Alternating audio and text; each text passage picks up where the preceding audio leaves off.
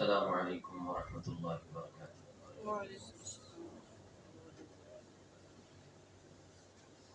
ان الحمد للہ نحمده ونستعینه ونستغفره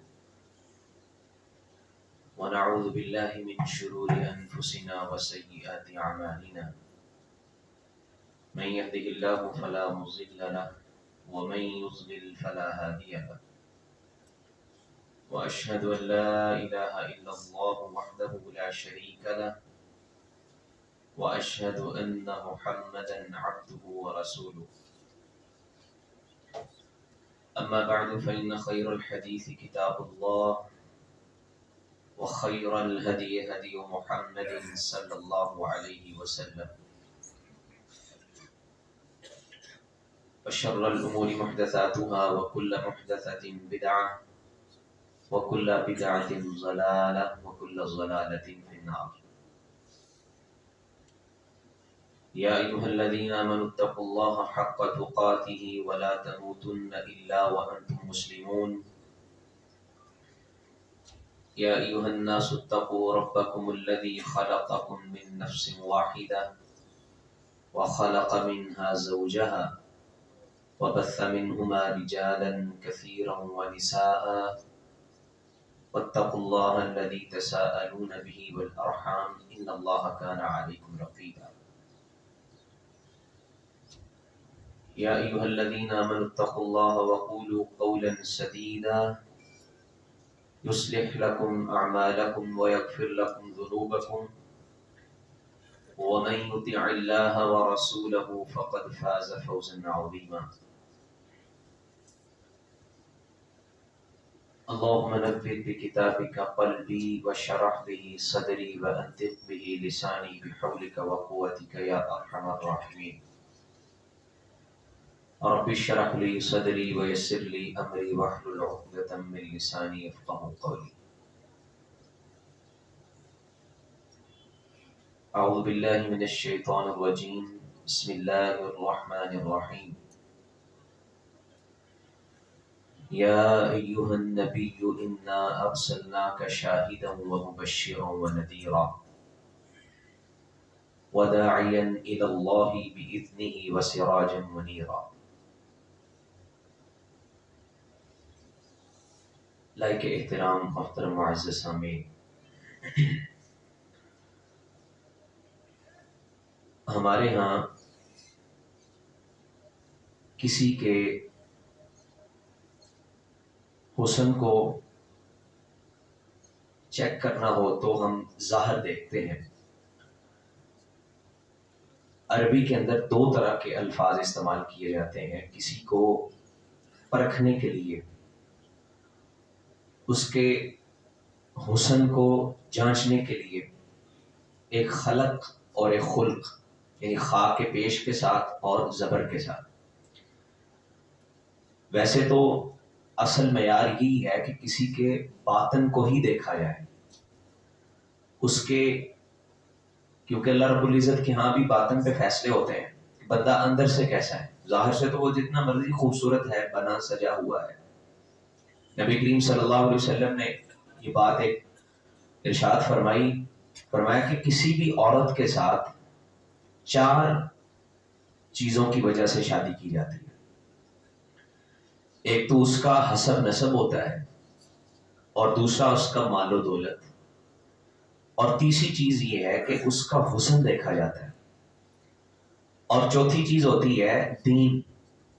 نبی کائنات صلی اللہ علیہ وسلم نے یہاں بھی یہ الفاظ بیان فرمائے کہ فَاظْفَرْ بِذَاتِ الدِّین، کہ تمہاری ترجیح مال نہیں ہونی چاہیے، تمہاری ترجیح ظاہر کا حسن نہیں ہونا چاہیے، تمہاری ترجیح میں حسب و نسب کی بات نہیں ہونی چاہیے، بلکہ فَاظْفَرْ بِذَاتِ الدِّین، ترجیح دینی ہے تو دین کو ترجیح دو، یعنی اس کے اخلاق کو دیکھو، اخلاق کیسا ہے، یعنی دینی اعتبار سے وہ کتنی اچھی عورت ہے، اس چیز کو ترجیح دینی چاہیے۔ اور یہی اصل معیار ہے کسی کو بھی دیکھنے کا کہ وہ بندہ کتنا خوبصورت ہے، ظاہر نہیں ہے۔ ظاہر سے تو اس کے پاس اچھا لباس پہننے کو شاید پیسے نہ ہو، لیکن وہ اخلاق کا بہت اچھا ہو سکتا ہے۔ تو عربی کے اندر 2 لفظ جو استعمال ہوتے ہیں، ایک خلق ہے اور ایک خلق ہے۔ خلق کہتے ہیں کسی کے اخلاق کو، اس کے کردار کو، اس کے ایمانی جو طاقت ہے، اس کے عادات، اس کی خصائل، اس کے حالات کیسے ہیں، ان ساری چیزوں پہ خلق کا لفظ بولا جاتا ہے۔ اور خلق کا لفظ جو ہے یہ انسان کے ظاہر پہ بولا جاتا ہے، ظاہر سے کیسا ہے، اس کی بناوٹ کیسی ہے، جسم و جسہ کیسا ہے، اس کا قد کاٹ کیسا ہے، رنگ کیسا ہے، جسمانی بناوٹ کیسی ہے، یعنی ظاہری خط و خال جو ہیں ان پہ خلق کا لفظ بولا جاتا ہے۔ یہ جو دو الفاظ ہیں اگر ان کو دیکھا جائے کہ کسی پہ پورے اترتے ہیں اور وہ اخلاقی اعتبار سے بھی بلند ہے اور پھر ظاہری حسن بھی اللہ نے نواز رکھا ہے، تو اگر دیکھا جائے تو نبی صلی اللہ علیہ وسلم کی ذات ان دونوں چیزوں پہ پوری اترتی ہے۔ اللہ نے لاجواب پیدا کیا، بے مثال پیدا کیا۔ اخلاق کے بارے تو آپ نے بڑی چیزیں سن لی، ہم نے جو بات شروع کی تھی نبی صلی اللہ علیہ وسلم کی محبت کی، اور جب محبت کی بات شروع ہوتا وہ پھر آپ کو پتہ لمبی ہو جاتی ہے، اور نبی صلی اللہ علیہ وسلم کی محبت کی بات ہو تو وہ کیسے تھوڑی ہو سکتی ہے۔ تو حضور صلی اللہ علیہ وسلم سے ہماری محبت میں ہم نے یہ بھی سمجھا تھا کہ آپ کو اللہ نے اخلاق بڑا کمال کر دی ہے۔ آپ نے کبھی کسی گالی دینے والے کو بھی جواب نہیں دیا، آپ نے اپنے پہ ہاتھ اٹھانے والے کو بھی کبھی آگے سے جواب نہیں دیا۔ سیدہ عائشہ رضی اللہ عنہا کی بات بھی آپ نے سنی تھی کہ آپ نے پوری زندگی اپنے کسی خادم کو، کسی عورت بیوی کو، کبھی کسی کو اپنے ہاتھ سے نہیں مارا۔ اتنا کمال کا اخلاق تھا، حالانکہ معاملات ہوتے رہتے ہیں۔ وہ سیدہ عائشہ رضی اللہ عنہا کے گھر تھے نبی صلی اللہ علیہ وسلم، کسی دوسری بیوی نے آپ کے گھر میں کچھ سالن بھیج دیا، سیدہ عائشہ رضی اللہ عنہ کی گھر پاری ہے اور سالن کسی اور کی دوسری عورت نے بھیج دیا۔ یہ جو بیویاں ہوتی ہیں نا، ان میں یہ سوکن والا جو سلسلہ یہ پایا جاتا ہے، کیونکہ یہ انسان کی فطرت ہے، وہ کسی بھی درجے پہ ہو جائے۔ حالانکہ سیدہ عائشہ رضی اللہ عنہا عورتوں میں افضل ترین عورت ہے۔ بہرحال تو انہوں نے وہ خادم جو لے کے آئے نا پیالہ جس برتن میں سالن تھا، انہوں نے ہاتھ مارا اور وہ توڑ دیا۔ کو گوارا نہیں ہوا کہ میری باری ہے اور دوسری نے کوئی سالن بھیج دیا، اللہ کے رسول تو آج میرے گھر میں۔ حضور صلی اللہ علیہ وسلم کے ساتھ اس طرح کے معاملات بھی ہوئے۔ ایسا نہیں ہے کہ آپ کے سامنے جو ہے نا سب کچھ اچھا ہی رہا، کبھی کبھی کچھ طبیعت پہ ایسی چیزیں بھی جو طبیعت کو ناگوار ہوتی وہ بھی سامنے آتی تھی، لیکن اللہ کے رسول پھر بھی کبھی اخلاق سے گری ہوئی حرکت نہیں کرتے تھے۔ آپ نے پتا کیا کہا؟ آپ نے یہ نہیں کہا کہ تجھے شرم نہیں آتی، تو نے یہ کیا کر دیا، تو نے ضائع کر دیا، سالن بھی ضائع ہو گیا اور تو نے برتن بھی توڑ دیا۔ آپ نے جھڑکا نہیں ہے۔ اخلاق دیکھیں نبی صلی اللہ علیہ وسلم کا کیسا ہے کہ اپنے گھر کے اندر بھی اخلاق کمال کا۔ حضور صلی اللہ علیہ وسلم نے اس صحابی سے کہا، وہ جو خادم تھا، خادم سے کہنے لگے تیری ماں کو غیرت آ گئی ہے، کوئی بات نہیں۔ اندر سے ایک نیا پیالہ اٹھا کے اس کو دیا اور کہا یہ جا کے واپس کر دینا، یعنی اس کو بھی یہ نہ پتا چلے کہ یہاں پہ کوئی بدمزگی ہو گئی ہے۔ اور حدیث کے الفاظ ہیں، حضور صلی اللہ علیہ وسلم خود اپنے ہاتھوں سے خود نیچے بیٹھ جاتے ہیں اور اس کے ٹکڑوں کو اٹھانا شروع کر دیتے ہیں کہ یہ اس نے توڑ دیا ہے، اب اٹھا کے ان کو سائڈ پہ کر دیا۔ ایسا کمال کا اخلاق۔ بندہ گالیاں دیے جا رہا ہے، نبی صلی اللہ علیہ وسلم کھڑے ہوئے، ابو بکر بھی کھڑے ہوئے رضی اللہ عنہ۔ ابو بکر کو اتنا غصہ آیا، کہتے ہیں یہ بندہ تو اپنی زبان بند ہی نہیں کر رہا، گالیاں دیے جا رہا ہے، نبی کائنات صلی اللہ علیہ وسلم کو گالی دے رہا، اور میں کیسے اس کی باتوں کو برداشت کروں؟ ایک بات کا جواب دے دیا، کوئی مطلب یہ نہیں کہ آگے سے انہوں نے گالی ہی دی، بس ایک جواباً کوئی الفاظ کہہ دیے، نبی صلی اللہ علیہ وسلم وہاں سے چل دیے۔ کہ ابو بکر جہاں پہ ایسی بات ہو میں وہاں نہیں کھڑا ہو سکتا، کہ میرا ساتھی ہو کہ تو نے آگے سے جواب کیوں دیا؟ تیرا جواب تو فرشتہ دے رہا تھا، جب تو نے جواب دیا تو فرشتہ چلا گیا۔ یعنی اس طرح کا کمال کا اخلاق اللہ رب العزت نے آپ کو دیا تھا، اور اس میں ہم نے کئی باتیں کر لی ہوئی ہیں۔ آپ کا جو اخلاق تھا، آپ کی عادات جو تھی وہ تو کمال کی تھی ہی تھی، اللہ نے آپ کو ظاہری حسن سے بھی نواز رکھا تھا۔ اگر ظاہری حسن پہ کوئی بندہ کہے نا میں نے ظاہر کو دیکھ کے کسی سے محبت کرنی ہے، جیسے آج لوگ بڑی مثالیں دیتے ہیں، وہ تو فلاں چاند جیسا ہے، فلاں حسن و جمال کا چاند ہے، فلاں حسن و جمال میں کمال کا درجہ رکھتا ہے، وہ یہ ہے وہ یہ ہے۔ نبی کریم صلی اللہ علیہ وسلم کو اللہ نے سب سے زیادہ حسن عطا فرمایا، اور ایسا کمال کا حسن کہ کسی اور کو ایسا حسن عطا نہیں کیا۔ سیدنا یوسف علیہ السلام کے حسن کا چرچا بھی بہت ہے، ان کے حسن کی باتیں بھی بڑی ہیں۔ یہاں پہ وہ علامہ اقبال کا غالباً شعر ہے کہ سب کا حسن جمع ہو جائے، سب کے معجزات اور خصائل اور فضائل جمع ہو جائے تو نبی صلی اللہ علیہ وسلم کی اکیلی ذات بنتی ہے۔ ایسا کمال کا اللہ رب العزت نے آپ کو حسن عطا فرمایا، اور لوگوں نے اپنے اپنے انداز میں آپ کے حسن کو بیان کیا۔ تو میں آپ کے حسن کی چند باتیں آپ کے سامنے رکھنا چاہتا ہوں کہ ایسا نبی جو ظاہراً بھی بڑا خوبصورت تھا اور اس کا اخلاق بھی بڑا اعلیٰ تھا، تو اس سے تو ہمیں بڑی محبت کرنی چاہیے، ان سے تو ہمیں محبت انتہا درجے کی ہونی چاہیے۔ تو حضور صلی اللہ علیہ وسلم کیا کہتے ہیں؟ آپ فرماتے ہیں میں اولاد آدم کا سردار ہوں، یعنی ہر چیز میں انا سید ولد آدم، کہ آدم کی جتنی بھی اولاد ہے اس میں انبیاء بھی ہیں، اس میں رسول بھی، اولیاء بھی، جتنے بھی لوگ ہیں سب کا سردار میں ہوں۔ تو اس سے علماء یہ لکھتے ہیں کہ اللہ رب العزت نے نبی صلی اللہ علیہ وسلم کو یہ جو سرداری دی ہے، یہ ہر چیز کے اندر سرداری ہے۔ کوئی بھی تعریف والا کام، کوئی بھی اچھا کام جس کا نام لیا جائے تو نبی صلی اللہ علیہ وسلم اس کے اندر سردار ہے۔ حسن بھی ایک سرداری ہے، اللہ نے حسن میں بھی آپ کو سب کا سردار بنایا، یعنی حسن و جمال میں بھی آپ سب سے آگے۔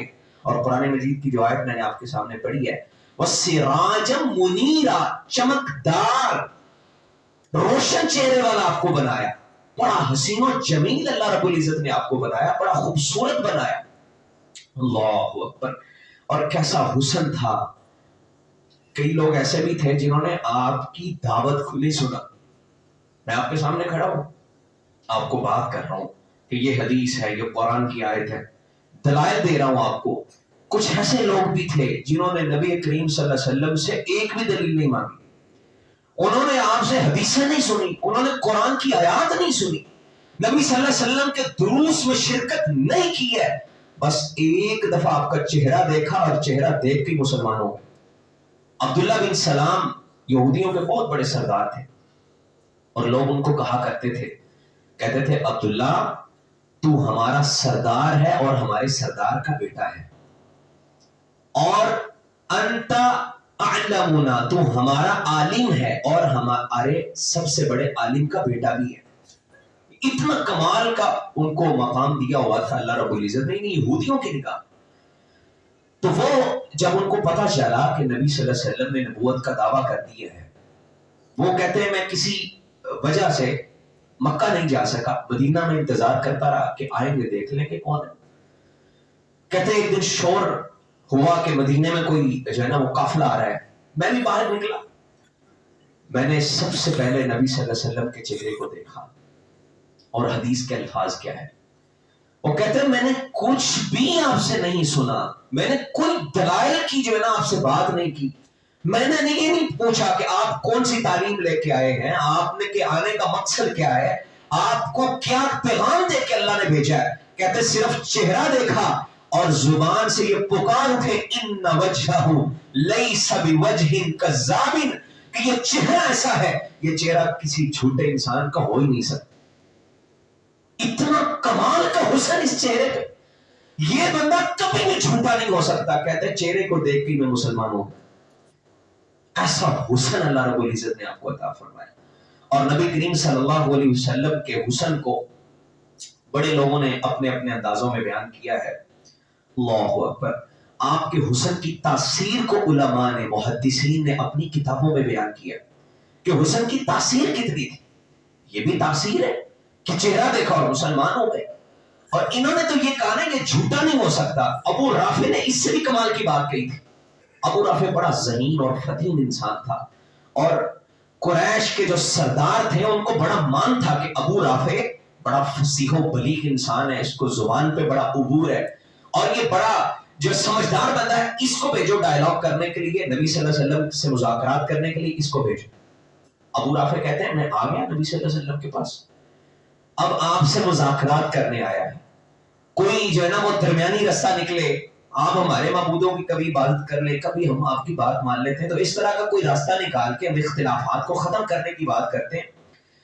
اچھا یہ ابو رافع سردار ہے قریش کا، اور اس نے بھی کوئی تعلیم نہیں لی، اس نے بھی قرآن نہیں سنا، اس نے بھی نبی صلی اللہ علیہ وسلم سے کوئی درس نہیں لیے۔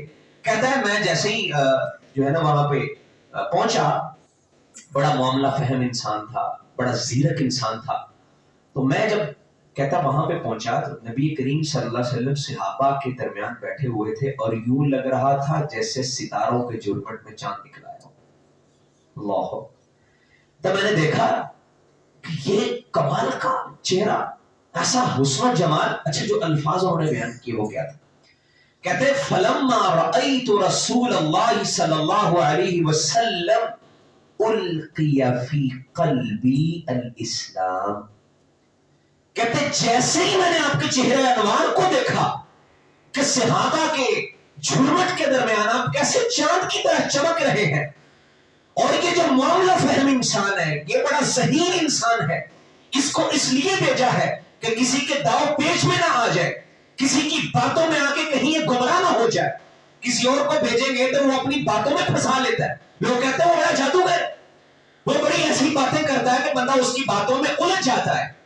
اس کو بھیجو، یہ اس کی باتیں نہیں سن سکے گا، یہ تو اپنی باتیں سنا کے آئے گا، کیونکہ یہ بندہ بڑا کمال کا ہے۔ وہ کہتے ہیں بات کی نوبت ہی نہیں آئی۔ فلما رأیت رسول اللہ صلی اللہ علیہ وسلم، میں نے جیسے ہی آپ کے چہرے کو دیکھا، القی فی قلبی الاسلام، اللہ نے میرے دل میں اسلام کی محبت کو ڈال دی۔ صرف چہرہ انوار کو دیکھا ہے، کچھ نہیں کیا، چہرے کو دیکھا۔ نبی صلی اللہ علیہ وسلم نے صحابہ کو خاموش کیا، مہمان آیا اس کی بات سن لے۔ قریب آئے اور نبی صلی اللہ علیہ وسلم سے ابھی کوئی بات نہیں، مذاکرات کرنے آیا ابو رافع۔ آپ کے قریب آ کے ایک ہی لفظ بولا، کہتا اشہد اللہ الہ الا اللہ، اللہ کے رسول میں گواہی دیتا ہوں اللہ ایک ہے اور آپ اللہ کے رسول ہیں، مسلمان ہو جاتا ہے۔ نبی صلی اللہ علیہ وسلم بھی حیران، صحابہ بھی حیران کہ اس نے کوئی بات کی نہیں ہے، ہم سے سیدھا ہی مسلمان ہو گیا۔ وہ کہتا ہے بات کرنے کی نوبت ہی نہیں آئی، آپ کا چہرہ دیکھا ہے تو اللہ نے دل میں اسلام ڈال دیا۔ پھر پتہ کیا کہتا ہے؟ کہتا اللہ کے رسول واللہ لا ارجع الیہم ابدا، اللہ کے رسول میں ان کی طرف کبھی بھی واپس نہیں لوٹ کے جاؤں گا، مجھے آپ سے اتنی محبت ہے، میں آپ کے چہرے کو میں نے دیکھ لیا، اب آپ سے دور نہیں ہو سکتا۔ نبی صلی اللہ علیہ وسلم نے فرمایا سفیروں کو روکنا یہ ہمارا قانون نہیں ہے، ہم عہد کی پاسداری کرتے ہیں۔ کوئی سفیر آئے کسی کا کوئی، ہم اس کو واپس بھیجتے ہیں۔ آپ فرماتے ہیں ابو رافع جاؤ، واپس چلے جاؤ، واپس چلے جاؤ، اور وہاں پہ جا کے اگر تمہاری یہ حالت جو ابھی حالت ہوئی ہے ویسی کی ویسی وہاں رہے تو پھر لوٹ کے آ جاؤ۔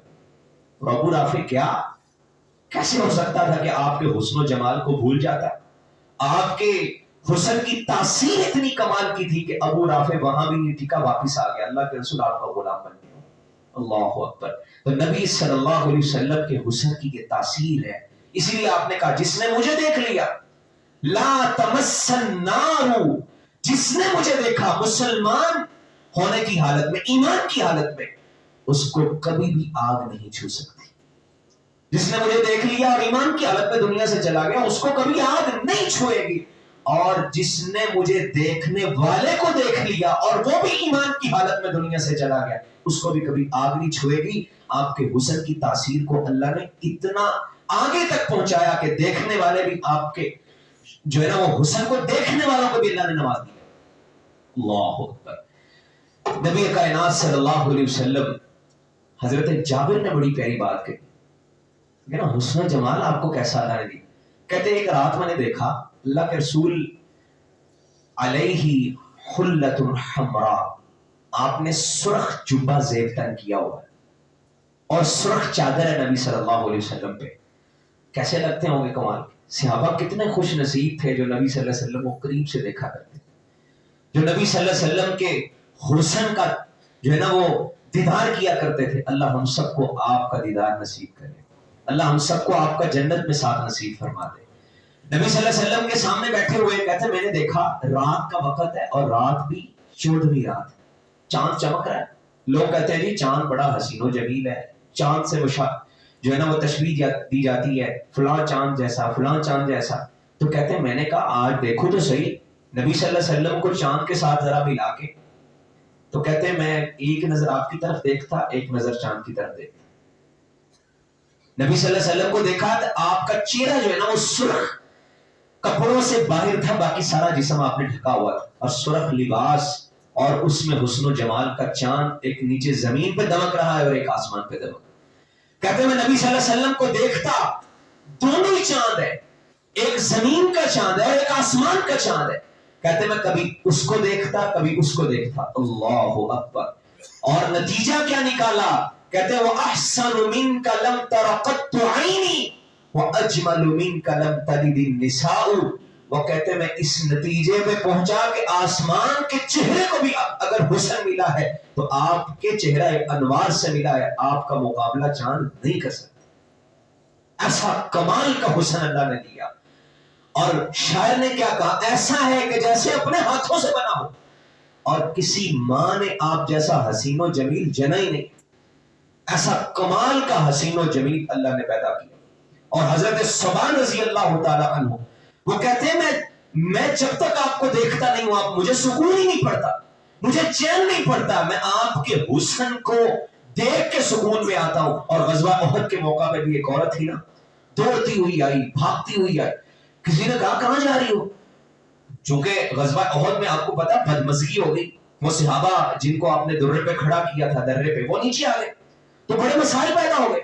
تو لوگوں نے کہا جی نبی صلی اللہ علیہ وسلم شہید ہو گئے, آپ صلی اللہ علیہ وسلم کو شہید کر دیا گیا. وہ عورت دوڑتی ہوئی آئی. کسی نے کہا تمہارا خامد جو ہے نا وہ شہید ہو گیا. وہ کہتی اللہ کے رسول کیسے؟ کہا اللہ کا رسول ٹھیک ہے, خامد کی فوت ہونے کی پرواہ نہیں ہے, پھر دوڑ لگا دیتی ہے. تمہارا بیٹا شہید ہو گیا کسی نے کہا, وہ پھر دوڑ لگا دیتی ہے. کہتی اللہ کے رسول کے بارے بتاؤ مجھے. جیسے ہی آپ کے چہرے کو دیکھتی ہے, اب دیکھیں اس پہ غم کتنے ہیں. خامد فوت ہو گیا, بیٹا شہید ہو گیا, دونوں شہید ہو جاتے ہیں. ایسے غموں میں کسی کو کسی کی پرواہ رہتی ہے؟ وہ دوڑتی ہوئی آئی اور نبی صلی اللہ علیہ وسلم کے چہرے پہ نظر پڑی. کہتی آپ کے چہرے کو دیکھ لیا دنیا کے سارے غم ہی بھول جاتے ہیں, سارے غم غلط ہو جاتے ہیں. ایسا کمال کا چہرہ ہے, ایسا کمال کا حسن و جمال ہے. وہ کہتی آپ کو دیکھ لیا اب کسی غم کی مجھے کوئی پرواہ نہیں, آپ ٹھیک ٹھاک ہیں اور آپ کا چہرہ سلامت ہے تو پھر سب کچھ ہی سلامت ہے. نبی صلی اللہ علیہ وسلم کو ایسا اللہ نے حسن دیا, ایسا کمال کا اللہ رب العزت نے آپ کو حسن و جمال دے رکھا تھا کہ صحابہ قریب سے آپ کو دیکھا کرتے, اور صحابہ آپ کے حسن و جمال کو پھر بیان بھی کیا کرتے. اللہ اکبر. حضرت حسان بن ثابت رضی اللہ تعالی عنہ کئی اشعار میں انہوں نے نبی صلی اللہ علیہ وسلم کے حسن کو بیان کیا. اور نبی صلی اللہ علیہ وسلم ام معبد کے گھر جب گئے, سفر میں تھے, رستے میں پیاس لگی, کچھ کھانے کو نہیں تھا, پینے کو نہیں تھا. ام معبد کے گھر چلے گئے اور کہا, چھوٹا سا اس کا بیچاری کا گھر تھا, جھونپڑا سا تھا, اور ایک لاغر سی بکری وہاں پہ موجود ہے. اللہ کے رسول فرماتے ہیں کچھ کھانے کو ملے گا, کچھ پینے کو, ہمیں پیاس لگی ہے. اس نے کہا جی میرے گھر میں کچھ نہیں ہے. آپ نے فرمایا اگر اجازت ہو تو یہ بکری اس کا دودھ ہی دھو لیتے ہیں. اس نے کہا یہ تو سالوں سے بیچاری ایسے ہی پڑی ہوئی ہے, یہ دودھ کا ایک قطرہ بھی نہیں دیتی.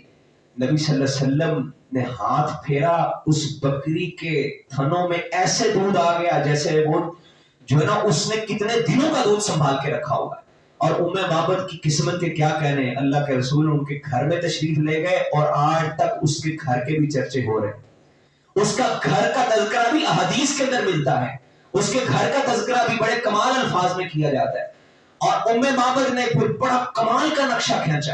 نبی صلی اللہ علیہ وسلم نے وہاں سے دودھ دھویا اور وہ دیکھتی جا رہی ہے, آپ کے چہرے کو دیکھتی جا رہی ہے, یہ کیسا کمال کا بندہ ہے, میرے گھر میں آیا تو بکری دودھ دینا شروع ہو گئی. اس کا خامد آیا اور خامد کہتا ہے یہاں سے کون ہو کے گیا, جس کی خوشبو ابھی بھی اس کا پتہ دے رہی ہے کہ یہاں سے کوئی نہ کوئی تو گزرا ہے, یہاں کوئی نہ کوئی تو آگے گیا, مجھے تو بہاریں نظر آ رہی ہیں. تو اس نے جو کمال کا نقشہ کھینچا, اگر آپ کے پاس وقت ہو تو ضرور اس کو پڑھیے. کس انداز میں اس نے نبی صلی اللہ علیہ وسلم کے چہرے کو بیان کیا, آپ کے رخساروں کے حسن کو بیان کیا, آپ کے بالوں کے حسن کو بیان کیا, آپ کی آنکھوں کے حسن کو، آپ کے کانوں کو اور آپ کے چہرہ انوار کے کمال کے تذکرے اس نے کیے. آپ کے قد کانٹ کو بیان کرتی ہے، نہ زیادہ لمبا قد ہے، نہ جو ہے نا وہ کم قد ہے، اور چلنے میں نہ تیز چلتے ہیں نہ آہستہ چلتے ہیں، بولنے میں نہ اتنا تیز بولتے ہیں کہ سمجھ ہی نہ آئے، نہ اتنا آہستہ بولتے ہیں کہ سننے والا اکتا جائے. ہر چیز میں میانہ روی، ہر چیز میں کمال کا اللہ نے آپ کو نواز رکھا ہے. اس نے یہ نقشہ کھینچا. اس کا خامد کہتا ہے ہو نہ ہو یہ وہی انسان ہے جس کا تذکرہ ہم نے پرانی کتابوں میں پڑھ رکھا ہے.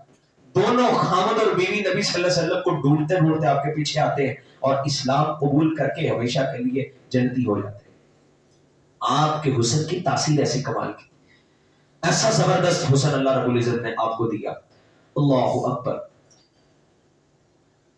حضرت ابو رافع طارق بن عبداللہ غالب طارق رضی اللہ عنہ کہتے ہیں ایک دفعہ ہم نا مدینہ کے قریب ہم نے پڑاؤ ڈالا.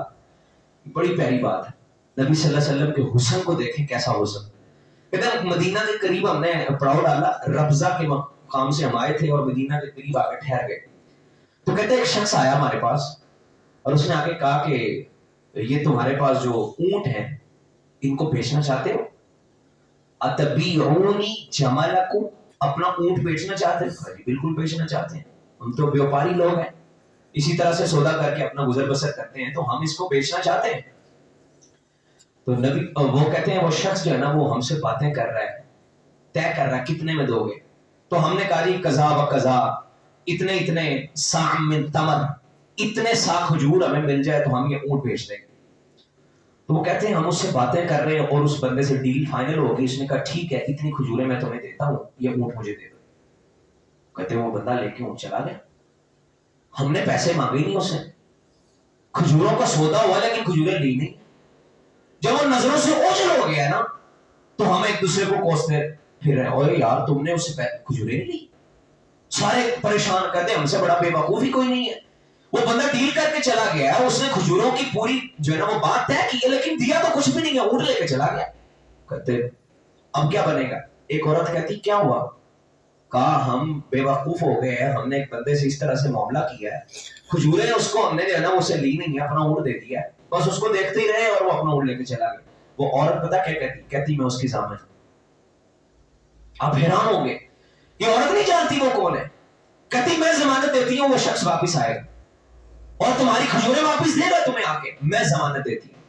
وہ کہتے تم کیسے ضمانت دے؟ جانتی اس نے کہا نہیں جانتے. وہ کون ہے؟ پتہ نہیں کون. تمہارا کوئی تعلق کبھی اس کو دیکھا ہو؟ کچھ بھی نہیں دیکھا، کچھ پتہ نہیں ہے اس کے بارے، تو پھر ضمانت کس لیے دے رہی ہو؟ کہتی ہے ما رأیت وجہ رجل اشبہ بالقمر لیلۃ البدر. کہتی وہ شخص ایسا کمال کا تھا، اس کا چہرہ ایسا خوبصورت تھا جیسے چودھری رات کا چاند چمکتا ہے. میں نے اس جیسا چہرہ کبھی کسی کا دیکھا ہی نہیں ہے، اور میں پورے یقین اور وثوق سے کہتی ہوں وہ بندہ کبھی جھوٹا اور دغا باز نہیں ہو سکتا جس کا چہرہ اتنا خوبصورت ہو اور اس کے چہرے پہ حسن و جمال ایسے ٹپک رہا ہو. کہتی وہ دغا باز اور بے وفا نہیں ہو سکتا. میں ضمانت دیتی ہوں اگر وہ نہ آیا تو میرے سے اتنی کھجوریں لے لیں. اللہ اکبر. کہتے ہیں ہم سارا دن انتظار کرتے رہے، کوئی بندہ نہیں آیا.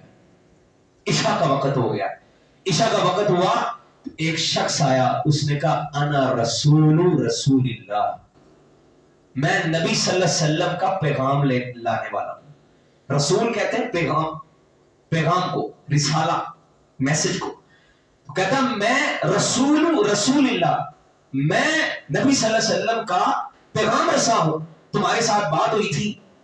وہ کہتے ہیں ہم دیکھتے رہ گئے کہ یہ بندہ اگر چلا بھی جاتا تو کوئی فرق نہیں پڑنا تھا اس کو، لیکن اس نے اپنا بندہ بھیجا. اور وہ صحابی کہتے ہیں یہ کھجوریں ہیں ان تاکلوا من ھذا حتی تشبعوا، ان کھجوروں کو پہلے تم سب مل کے قافلے والے کھاؤ، جب تم سیر ہو جاؤ، جب تم سب کا پیٹ بھر جائے پھر سودے کی بات کریں. وہ کہتے ہیں ہم سب نے کھجوریں کھائیں، پیٹ بھر کے کھائیں. وہ کہتے تب تالو حتی تستوفوا، اب تم نے جتنی تولنی ہے تول کے اپنا پیمانہ پورا کر لو، باقی کھجوریں مجھے واپس کر دو. اور صحابی کہتے کھجوریں لے کے واپس آ گئے، اور حضرت طارق کہتے ہم دیکھتے ہی رہ گئے کہ اس عورت نے بغیر جانے اس بندے کی ضمانت دے دی. یعنی نبی صلی اللہ علیہ وسلم کا حسن ایسا تھا کہ جو دیکھ لیتا تھا وہ آپ کے حسن کی تاثیر محسوس کرتا تھا. ایسا حسن و جمال اللہ نے آپ کو دیا. اللہ اکبر. وہ طارق بن عبداللہ رضی اللہ عنہ کہتے ہیں ہم نے کہا پھر ایسے بندے سے ملنا چاہیے, ایسے کمال کے انسان سے ملنے جاتے ہیں.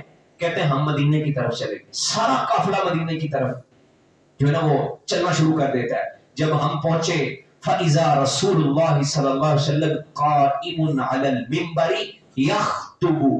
کہتے ہیں نبی صلی اللہ علیہ وسلم منبر پہ کھڑے ہوئے تھے اور خطبہ دے رہے تھے. ہم نے آپ کو دیکھا اور دیکھتے ہی ہم نے کلمہ پڑھ کے سارے کے سارے قافلے والے مسلمان ہو جاتے ہیں. نبی صلی اللہ علیہ وسلم کے حسن کی اتنی تاثیر تھی کہ آپ کو جو دیکھ لیتا تھا, جو آپ کے ساتھ چند لمحات گزار لیتا تھا, وہ آپ کی جدائی کو کبھی برداشت نہیں کر سکتا تھا.